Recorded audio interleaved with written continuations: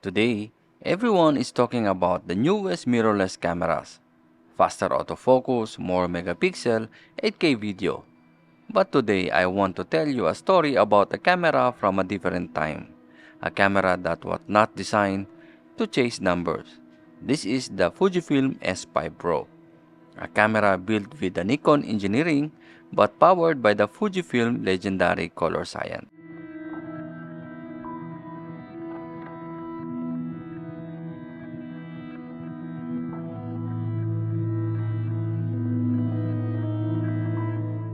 Before Fujifilm became famous for cameras like the X100 series and the XT lineup, their story started way back in 1934 in Japan. The company was originally called Fuji Photo Film. Their mission was not making digital cameras. Their mission was understanding light, chemistry, and color.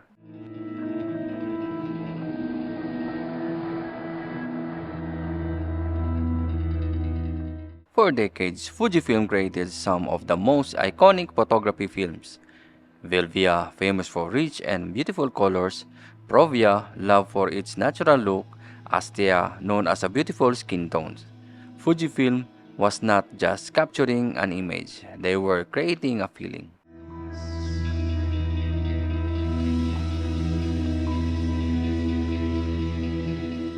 But when photography started moving from film to digital, Fujifilm had a challenge.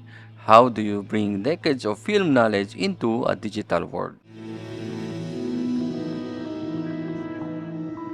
The answer was partnership with Nikon, because Nikon already had something Fujifilm needed: professional camera bodies, a legendary F-mount lens system, reliable autofocus, a camera design trusted by photographers.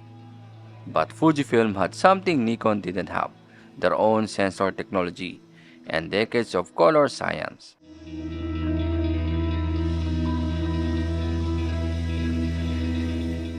And in 2006, the Fujifilm S5 Pro was born. From the outside, it looks like Nikon D200. The body and the buttons are feeling in your hand, pure Nikon. But inside, that's where Fujifilm plays the magic.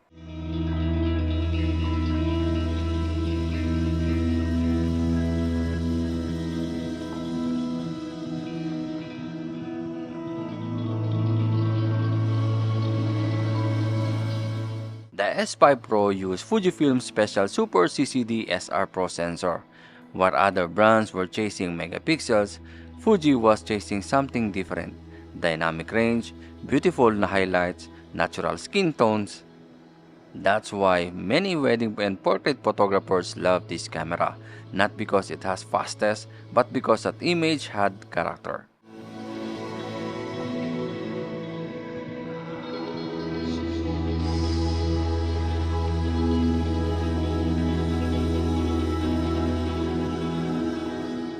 Now, almost 20 years later, I'm taking this camera out again, paired with the Nikon 35mm lens, no modern AI, no crazy autofocus, no shortcut, just photography.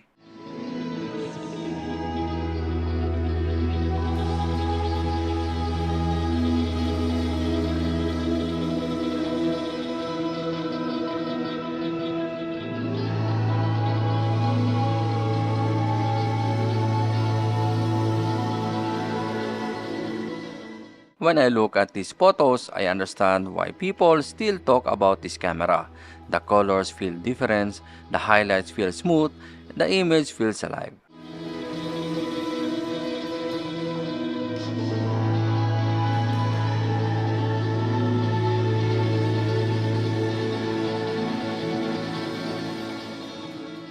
Technology keeps moving forward, but cameras like Fujifilm S5 Pro remind us of something important. The best camera is not always the newest camera. Sometimes, the forgotten cameras are not the ones with the most soul.